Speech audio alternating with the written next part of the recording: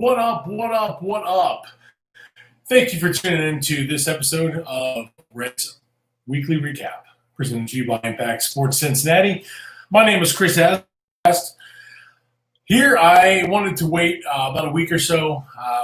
With the baseball season starting, it was kind of it's been a little awkward so far. Obviously, with everything going on with the COVID protocol and everything like that, the season started on Thursday. I didn't want to just give a couple weeks or a couple games, before, I recorded anything. So I wanted to basically get it out there in terms of uh, a recap of the Reds week that we have seen. So like I said, instead of just doing a couple games, I wanted to do, give it a week, a little more, and then kind of address it after that. So after this first full week of baseball, obviously the Reds are right now in the middle of a game in Detroit, where they are now currently tied with the Detroit Tigers 3-3 right now. It's the Reds started off. Their opening day was Friday, July 24th, and they took the opening game 7-1 over the Detroit Tigers. And then the wheels seemed to fall off after that. It was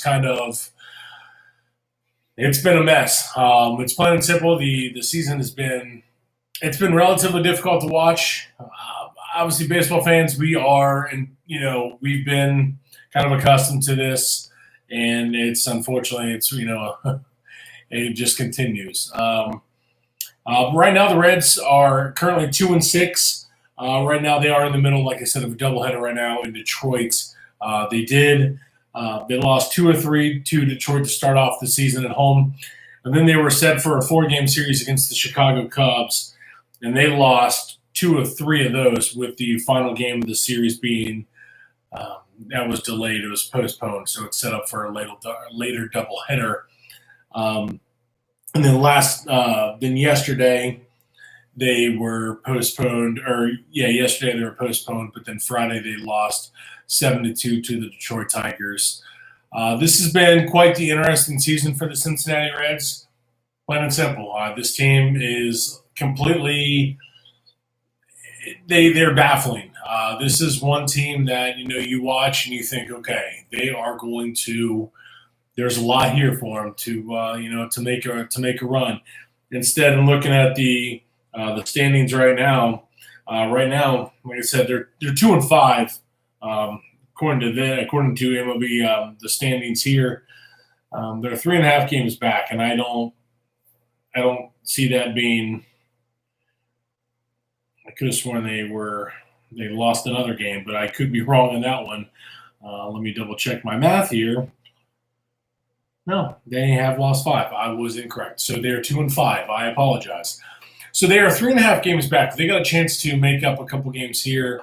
Especially if they're able to win. If they're able to knock off Detroit in the first game that's going on right now, where they are currently tied 3-3, and then the second game, the doubleheader, things could be, obviously in much better shape for this Reds team moving forward. It's been tough to watch. Like I said, in some of these games, Nick Castellanos has been an absolute stud. He leads the Reds in 3 of the big categories. In average, he's batting .407. He's got 4 home runs and 11 RBIs. He also leads the team in runs with 8, on-base percentage at .484, slugging percentage at .963, and OPS 1.447. Hits 11, and then doubles at 3. So Nick Castellanos is our guy. And Nick Castellanos he was one of the big players I was hoping the Reds would bring in, and we would kind of see what he could do from there.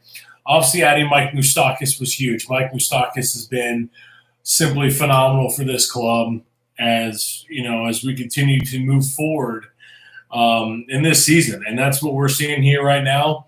Nick Castellanos he's been the guy. Definitely lived up to the billing. That contract of the 4 years, $64 million. That's I'll take that all day, every day for Nick Castellanos. He's, like I said, he's been our guy. He's been the go-to.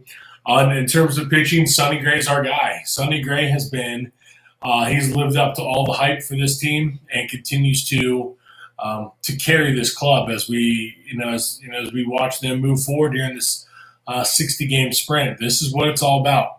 And having a horse like Sonny Gray as your number one pitcher, you're set. And Sonny Gray right now, he's got an ERA of .71. He's got 2 wins, obviously 20 strikeouts.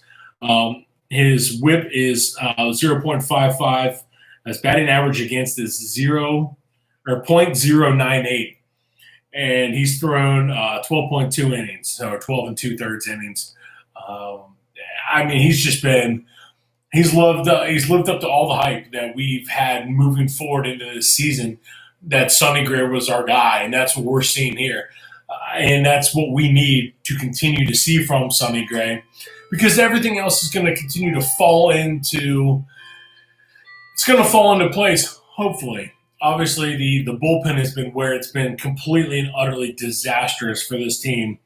When guys like Michael Lorenzen, who you have high expectations for, he's been shelled this season. Raisel Iglesias, he's been awful, just atrocious. Those are the kind of performances that we cannot afford to have from this team. And, we have to see better as we're moving forward. And, as we kind of go game by game here, I got to get back to where I was here on this. I mean, now the Reds here in the bottom, they're down here in the bottom of the 6th inning. It's things are not going well here. It's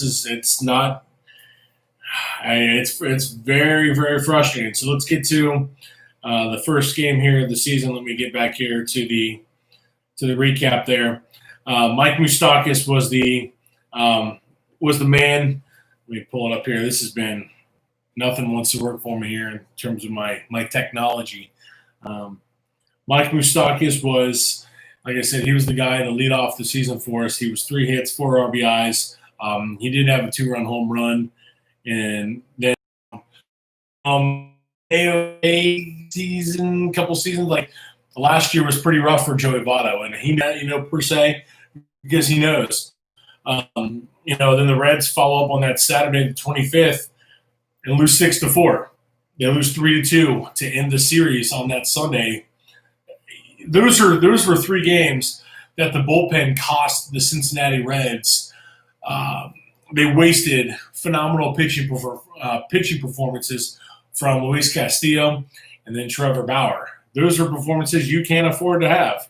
And then Wade Miley comes out and gets shelled in the first game against the Chicago Cubs. In a game that was relatively ugly for the majority of it. They were down 6-0 all the way, or actually 7-0 going into the 6th inning before the Reds were able to finally attack the Cubs bullpen and get some runs, and they ended up losing 8-7. So at that point, you're 1-3. Things are a little, you're still getting a little sketchy there. But they're right back at it. It's like, okay.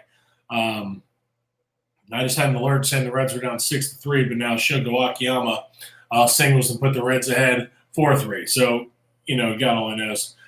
On the Reds, they attack like they do and or get attacked like they have been. In this case, the Cubs scored a run in the 3rd, 4th, 5th, 6th, 7th, and 8th, and then scored 2 in the 9th, and they won 8-5. So, again, division. They still are right now at this point in time, but you have a chance to gain a game or 2 on this team, moving forward. And they just were unable to do that. And those are the kind of things that you can't afford to have as you're going forward in a 60-game sprint. The Reds did rebound on the 29th, at Wednesday the 29th, where Nick Castellanos has an all-win yard. This was just a phenomenal game for the Reds. They put up a 7th spot in the 5th inning. And they were completely and utterly until it was 9-0 going into the 7th inning. The Cubs put up a 5 spot in the 7th. The Reds were able to hang on and put another 3 spot there to make it a 12-5 game going into the 9th inning, where they were able to hang on and win 12-7. it's performances like this that that really drive you nuts.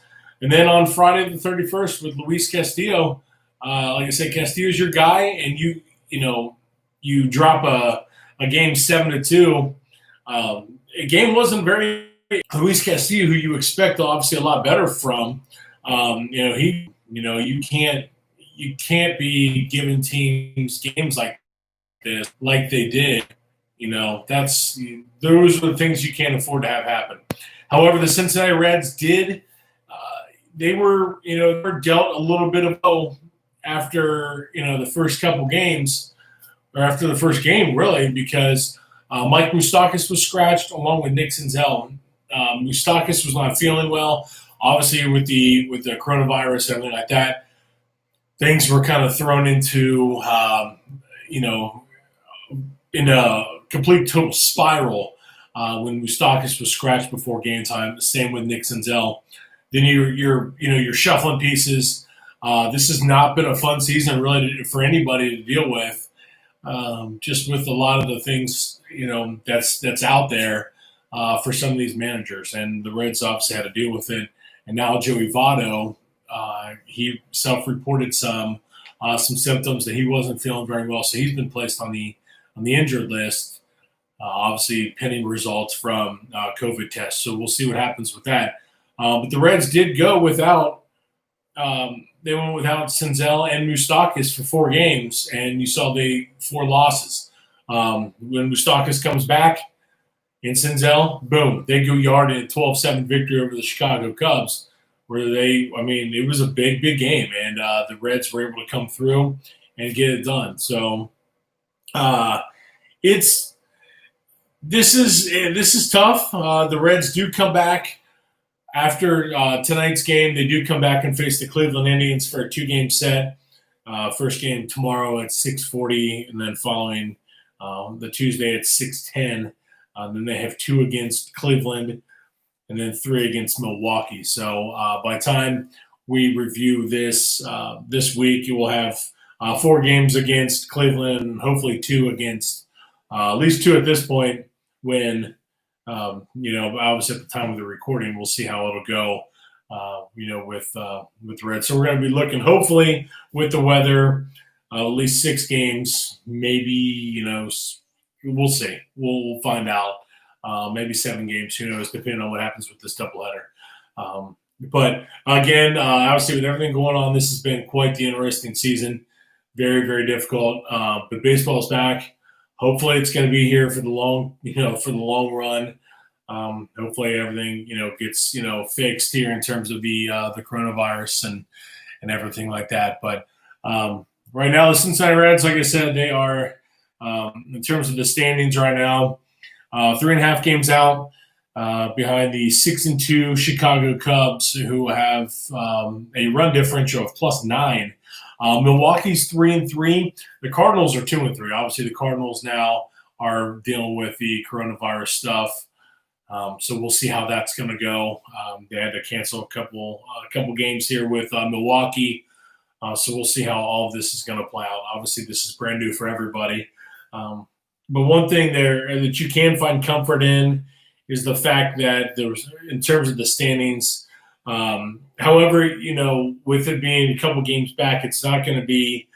Oh, let's be honest. A couple of these teams are not going to be able to play the full 60 games. It's just not going to happen. With the way things are going, obviously the Marlins, their season's gone completely and utterly sideways. They've only played 3 games. Then everything else has been pretty much wiped out after that. The Phillies, the same situation as well. A lot of these teams, it's affected everything. And, so as we look in terms of the playoffs, it might be something to where we're going to be looking at win percentage and how this and how teams are judged and how they're going to be moving forward in terms of the playoffs. So the Reds had better get it going, and they better get it going fast. Because in the sprint, if you start to fall behind, it is extremely, extremely difficult to pick yourself back up. Right now, like I said, the Cubs are 6-2. The Brewers 3-3. Cardinals 2-3. The Reds right now, like I said, 2-5, and Pittsburgh is 2-6. In terms of the East Division, the or NL East. The Atlanta Braves 7-3. They've looked great so far with a run differential of plus 17. Like I said, the Marlins are 2-1. The Nationals 3-4. They had a little bit of a tough go against the Toronto Blue Jays there in a couple of nice games. The Phillies are 1-2, and then the Mets are 3-7. The Mets were a team that a lot of people have thought could contend for the Eastern Division, but obviously that's it's been quite interesting. Out west, the West is pretty interesting as well. Right now, the Colorado Rockies are 5-2. The LA Dodgers are 6-3 with the San Diego Padres. Right now, the Padres trail the Rockies 3-1. So with the Colorado Rockies being they're a team that they're interesting to watch. They had a couple like parts last year where they were incredible for a 60-game stretch, and then they were abysmal for another 60-game stretch. So they are, you never know. But this team they've got some talent. And against the San Diego Padres, who they're no pushover either, San Diego's looking to do some damage and make some surprises in terms of the playoff hunt as well. So that's something to watch out for. Over in the American League, the New York Yankees 6-1, Baltimore 5-3. That's an interesting thing as well. Baltimore, everyone, sure enough, they picked them to be the doormat in the AL East, and they've been everything but that. Toronto 3-4, Tampa, a team that some people had mentioned that they could make a run at the East as well. They are 4-6, and then Boston 3-6. We knew Boston was going to struggle a little bit, but they're indeed struggling. And the Central, Minnesota Twins, we knew what they've got. Their offense is unbelievable. They got a run differential of plus 20, and they are 6-2 on the season so far. Detroit 5-3, Cleveland 5-4. The White Sox, another team that was supposed to make some noise, 4-4, and Kansas City is 3-6. In the West, Houston 4-4, Oakland 4-4, Seattle's 4-5. The Angels are 3-6, and the Texas Rangers are 2-5. So obviously, with the way the season's going, obviously the sprint, it's just everything's different here. This is completely different, and I would say unexpected for some of the things we've seen so far in terms of what we're looking at in terms of the standings. So overall, luckily we're just, in terms of, some of these teams we're only 7, 8, games in. Some obviously have played 10, so that's where I think you're going to see it being come down to the winning percentage. So that is going to mean a lot. However, the expanded playoffs could play a little more of a part in all of this. But right now, like I said, for some of these teams that are expecting to make that move, they better do it. And they better do it fast, because otherwise you're really putting yourself behind the 8-ball as you're looking to move forward in some of these games here. So with that being said, let's take a look at the – oh, man, I just lost my podcast audio. Nah, it never fails. But I do have an announcement to make here as well. We are going to be doing the band's going to kind of get back together, basically. It's kind of what I want to say. Kirk Metzler is going to be coming back, and we're going to be doing the wrestling podcast that we we were known for previously. I talked to Kirk earlier today. He's been getting back into it again. That's awesome. That's fantastic. Love it. So that's something we're going to be excited to bring for you. We're looking right now at a weekly format, sort of like this podcast here, to where we're going to recap a lot of pro wrestling, the wrestling stuff that whether it's from WWE, AEW, NXT, and Impact. That's what we're going to be looking at doing here. So that'll be cool. It'll be great, like I said, to get Kirk back in it again and go from there. So we're looking at starting that again next week. That'll be posted. Usually that'll be probably going on, I'm going to say Monday, either Sunday or Monday is when you're going to be looking to hopefully see that get posted. So as always, make sure you follow us on Twitter at ISCNC. So Impact Sports Cincy is basically what it is. So ISCNC on Twitter. At I am Chris Asbrock. as well. Make sure you obviously check out all the stuff there. Again, I'm still trying to get things switched over, and for the Feel the Impact Sports, that's the website, but then we're looking at getting things moved over and doing the Impact Sports Cincinnati. That's the page you can find on WordPress. So Impact Sports Cincinnati or .wordpress.com. So make sure you check that out as well. That's where the content's being posted now. So I said, make sure stick with that and check that out. Other than that, as always, thank you guys so much for your support. If you have any interest in writing for us and providing anything in terms of any coverage at all, whether it's pro wrestling, MMA, baseball, football, obviously with football coming back, please feel free to shoot me a message and let me know. It would be great.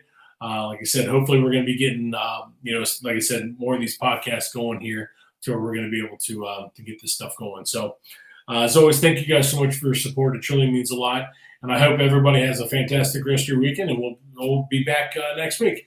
And like I said, make sure you check it out. Hopefully, Kirk Mentz will be back with us next time as well. So, thank you guys so much, and have a great rest of the weekend.